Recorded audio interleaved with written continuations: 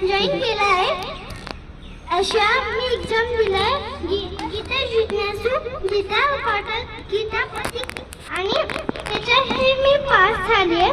ही exam मी pass झाली आहे आणि आता मी 24 मेला गीता प्रतीक एक्झाम देणार आहे. तर ती 18 अध्यायांची असते.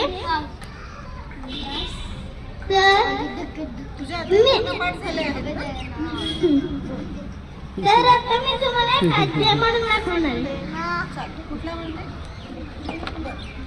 ओम श्री परमात्मने नमः.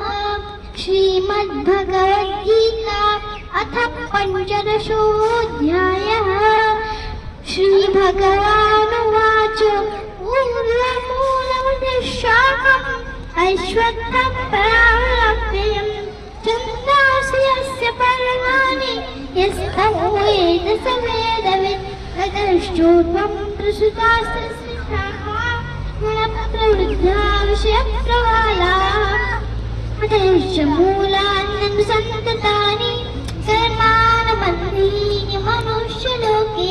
न रूपमस्येह लोकलभ्यते नान्तो न चादित् न च सम्प्रतिष्ठा. अश्वत्थमेन. श्लोक मी कोणता पण म्हणत आहे 15व्या अध्यायात. तिला पूर्ण 15व्या अध्याय येतोच.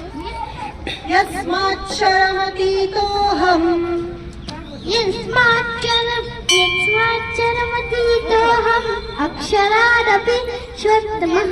अतोऽस्मि लोके वेदेश कृतः पुरुषोत्तमः.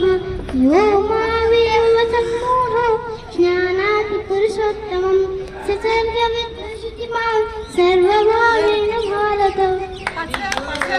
स्पृशय जिघ्रन्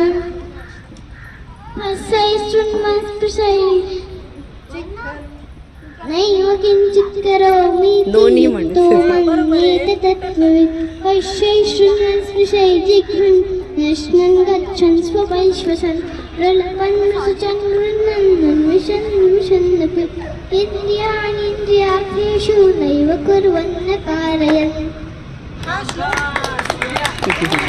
इतका अवघड आहे. जेव्हा मी शिकत होते मला पण अवघड गेला. पश्यय शृण्वन् स्पृशय जिघ्रन् नश्नन् गच्छन् स्वपै श्वसन्.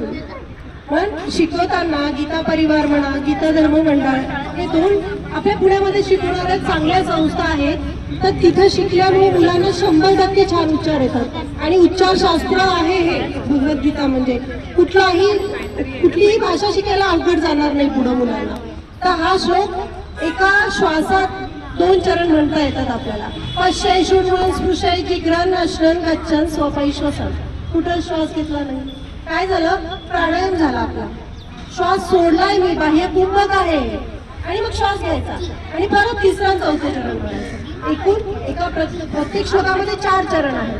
तर हे तसं आपल्याला मन, बुद्धी आणि शरीराला फायदा होतो. ती एवढं बोलतीये, सोपं नाही इथं बसून बोलणं. तर ती इतका धीटपणे बोलती हे भगवद्गीतेमुळेच आलेलं आहे. त्यामुळे तुम्ही सगळ्यांनी मुलांना योग्य ठिकाणी इथं आणलेलं आहे आणि आपल्याला हे कंटिन्यू करता येतं. ते बघूया आपण शेवटी. आता अजून एक श्लोक विचारूया आणि कोणाला प्रश्न विचारायचे असतील तर विचारू शकता. कोणाला विचारायचे का प्रश्न? तिने भगवद्गीता कशी पाठ केली, तुला तुझ्या आईने काय मदत केली? चालेल. कालच विचारायचं. तिला हे सांगायला हवं की तिने सुरुवात कशी केली, जेणेकरून सगळ्यांना प्रेरणा मिळेल की आपण हे सुरुवात करायची. तू सुरुवात कशी केली सांगू शकशील? ती खूपच लहान होती तेव्हा. ती सांगेल. तिची आई सांगेल.